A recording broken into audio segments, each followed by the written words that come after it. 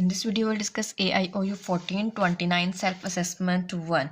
Question number 1 है Find the sample space for choosing an odd number from 1 to 15 at random. हमने एक sample space बनानी है जो कि ओड नंबर्स हों 1 से 15 के दरमियान तरतीब से. सैम्पल स्पेस क्या होती है? The sets of all possible outcomes for a random experiment and written in braces is called sample space. Sample space किसी भी आउटकम्स को अगर हम किसी भी आउटकम्स को अगर हम ब्रेसिस में लिख दें तो वो सैम्पल स्पेस है. फॉर एग्जांपल हमारे पास एक कॉइन है, कॉइन को टॉस किया है तो दो चीज़ें आ सकती हैं, या तो हेड आ सकता है या फिर टेल आ सकता है. जो ये हेड और टेल है ये आउटकम्स हैं और अगर इसके साथ हम ब्रेसिस लगा दें तो ये सैम्पल स्पेस बन जाएगी. इसी तरह से अगर हम ऑड नंबर्स लें 1 2 3 4 5 6, मतलब हमारे पास इस तरीके से कुछ नंबर्स हों और हमने इसमें से ऑड नंबर्स लेने हों तो ऑड नंबर्स को ले लेंगे. ये आउटकम्स है 1 3 5 और इसके साथ ब्रेसेस लगा देंगे, ये सैम्पल स्पेस बन गई. अगर दो कॉइन्स हैं, फॉर एग्जांपल दो कॉइन्स हैं हमारे पास, तो दो कॉइन्स को अगर हम इकट्ठे टॉस करें तो क्या क्या आ सकता है? या तो दोनों में हेड आ सकता है, या फिर एक में हेड और दूसरे में टेल, या फिर दूसरे में हेड और पहले में टेल, या फिर दोनों में ही टेल आ सकता है. ये चार इसके आउटकम्स हो गए और इसके साथ ब्रेसेस लगा देंगे तो ये सैम्पल स्पेस बन जाएगी. हमारा क्वेश्चन भी कुछ इसी तरह का है. हमने 1 से 15 के नंबर्स में से ओड नंबर्स को लिखना है. सबसे पहले सब नंबर्स को लिख लेंगे, ये आउटकम्स है और इसके साथ ब्रेसेस लगा देंगे तो ये सैम्पल स्पेस है. सैम्पल स्पेस को हमेशा एस से रिप्रेजेंट किया जाता है. क्वेश्चन नंबर 2 है what is the difference between mutually exclusive events and collectively exclusive events. Events क्या होता है? हमारे पास जो हमने ये आंसर्स निकाले हैं ना, ये सेट बनाया है सैम्पल स्पेस का. अगर हम इसके एक एक सेट को अलहदा अलहदा ब्रेसिस में लिख दें, इसके हेड को अलहदा लिख दिया, हेड टेल को अलहदा लिख दिया, इसी तरीके से टेल हेड और टेल टेल, तो ये जो चार हमारे पास सबसेट्स बने इन्हें इवेंट्स कहते हैं. ये पहले वाला इवेंट 1, दूसरा इवेंट 2, तीसरा इवेंट 3 और चौथा हो जाएगा इवेंट 4. ये इवेंट्स होते हैं. म्यूचुअली एक्सक्लूसिव इवेंट्स में E1, E2 और EN यानी कि किसी भी इवेंट को म्यूचुअली एक्सक्लूसिव इवेंट्स कहा जा सकता है अगर उनका इंटरसेक्शन लेने से खाली सेट आंसर आए. अगर उनका इंटरसेक्शन लेने से खाली सेट आंसर आए. फॉर एग्जांपल अगर हम कॉइन को टॉस करें तो हमारे पास दो सबसेट बनेंगे, एक हेड और एक टेल, और दोनों का अगर हम इंटरसेक्शन लें तो वो खाली सेट आएगा. इसी तरीके से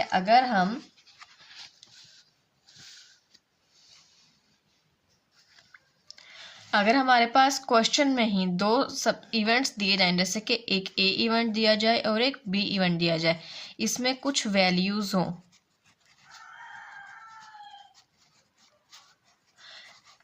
इसका अगर हमने म्यूचुअली एक्सक्लूसिव इवेंट्स निकालना हो तो दोनों का हम इंटरसेक्शन लेंगे, और जब इन दोनों का इंटरसेक्शन लेंगे तो हमारे पास आएगा 3.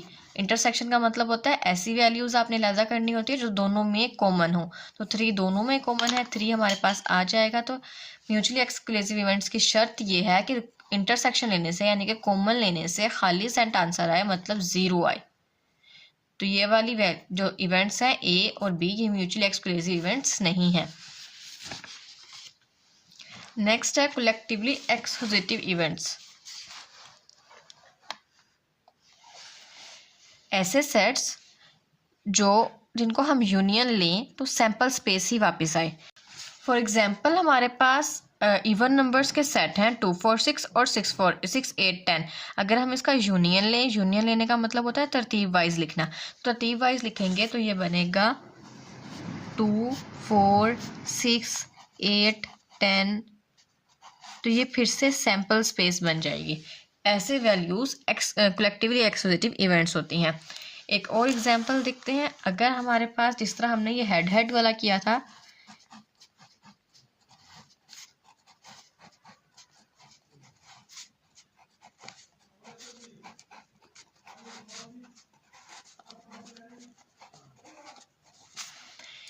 ये 4 सबसेट्स हैं।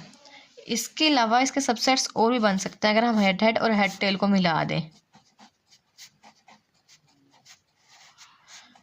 अगला सबसेट इन दोनों को मिला दें। उससे अगला सबसेट बनाने के लिए इन दोनों को मिला दें।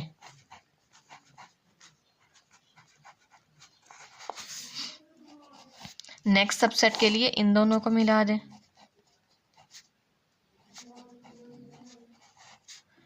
और बस अब एक ये रह गया है हेड टेल और टेल हेड।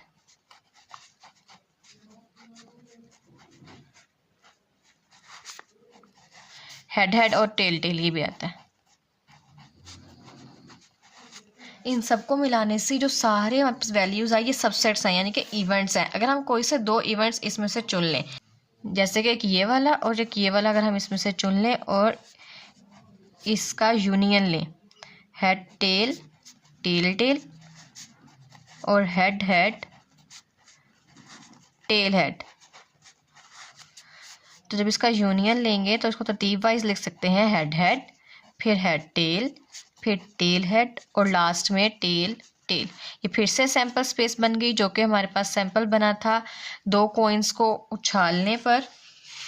ये वाली जो सैंपल स्पेस बनी थी ये सेम टू सेम ऐसी हो गई है। तो ये एक कलेक्टिवली एक्सक्लूसिव इवेंट्स है। इस सवाल में ओनली डिफरेंस करना है दोनों के दरमियान में, तो म्यूचुअली एक्सक्लूसिव और कलेक्टिवली की ओनली डेफिनेशंस भी याद कर सकते हैं।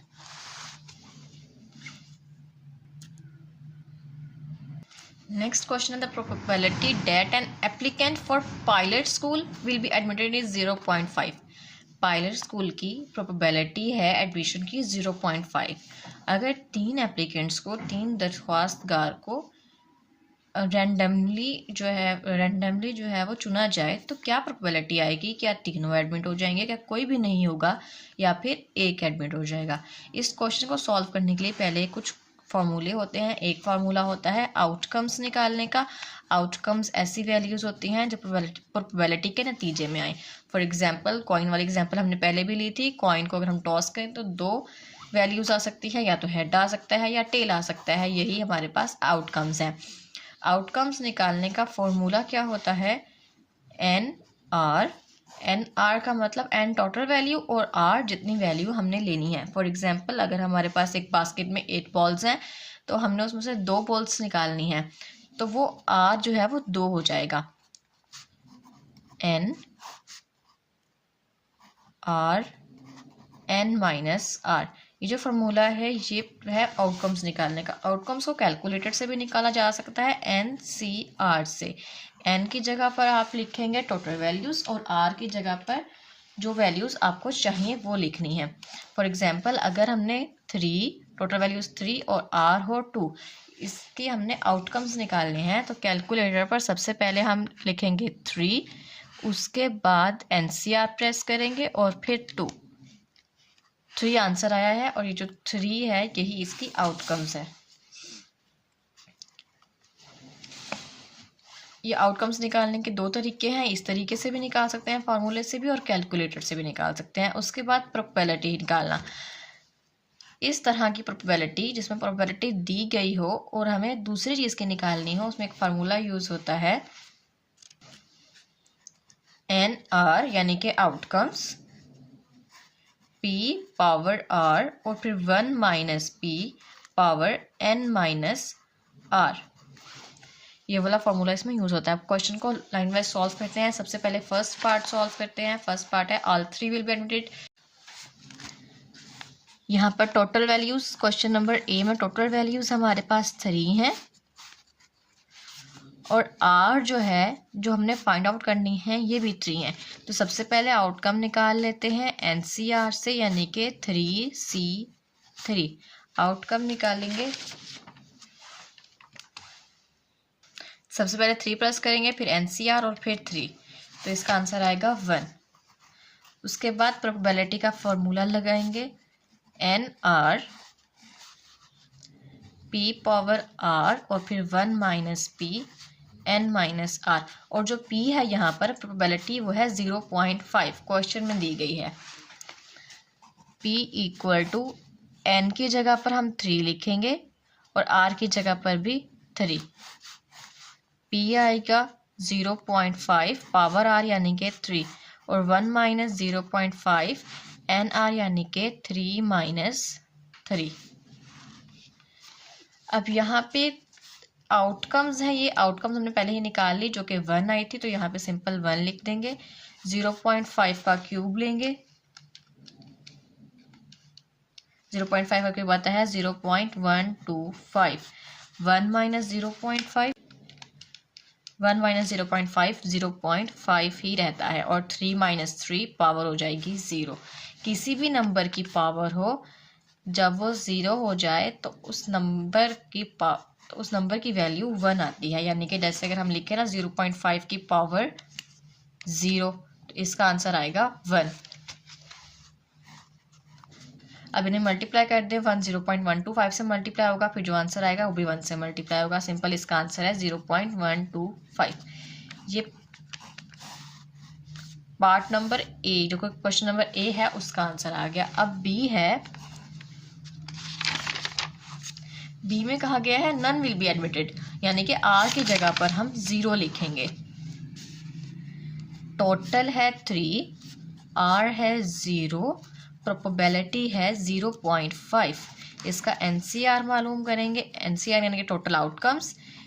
एन का मतलब होता है 3 टोटल और सी एज इट इज, आर का मतलब होता है 0, 3C0। सबसे पहले 3 प्रेस करेंगे, फिर एनसीआर और फिर 0।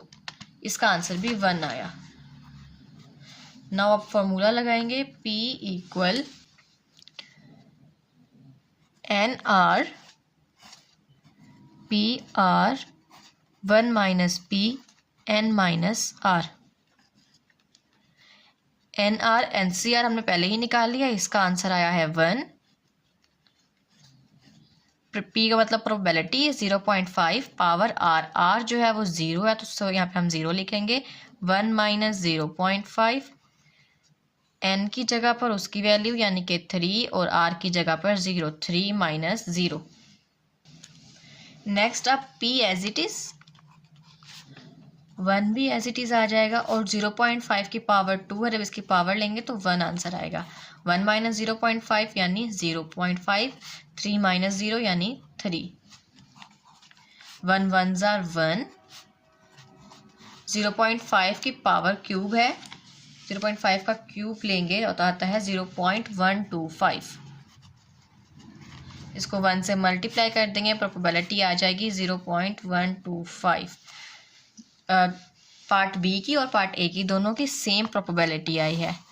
नेक्स्ट करते हैं सी, ओनली 1 विल बी एडमिटेड, यानी कि यहाँ पर आर होगा 1 और एन वही टोटल वैल्यू यानी 3। एनसीआर निकालेंगे 3C1। सबसे पहले 3 प्रेस करेंगे, फिर C और फिर उसके बाद 1। इसके आउटकम्स आएगी 3। प्रोबेबिलिटी है हमारे पास 0.5। अब इसका फॉर्मूला लिखेंगे, P equal to n r, P के ऊपर पावर R, फिर 1 minus P power N minus R। N r का एनसीआर का आंसर निकाल लिया जो कि 3 है। P probability 0.5 power R, R है 1 और 1 माइनस 0.5, N है 3 और R है 1। 3 एज इट इज, 0.5 की पावर 1 लिया तो वो 0.5 ही आएगा। 1 माइनस 0.5 भी 0.5 आएगा और 3 माइनस 1 2। 3 को 0.5 से मल्टीप्लाई कर देंगे, 1.5 आ जाएगा। 0.5 का स्क्वायर लेंगे, 0.25 और लास्ट में इन दोनों को मल्टीप्लाई कर देंगे, 0.375। ये लास्ट वाले पार्ट की प्रोबेबिलिटी आ गई। ओनली 1 विल बी एडमिटेड की प्रोबेबिलिटी है 0.375। P1 है 0.125 और P2 भी है 0.125 और जो P3 मालूम की है ये है 0.375 और यहाँ पे ये क्वेश्चन कंप्लीट होता है। आई होप आप लोगों को समझ आई होगी। कोई क्वेश्चन हुआ तो कमेंट सेक्शन में पूछ सकते हैं।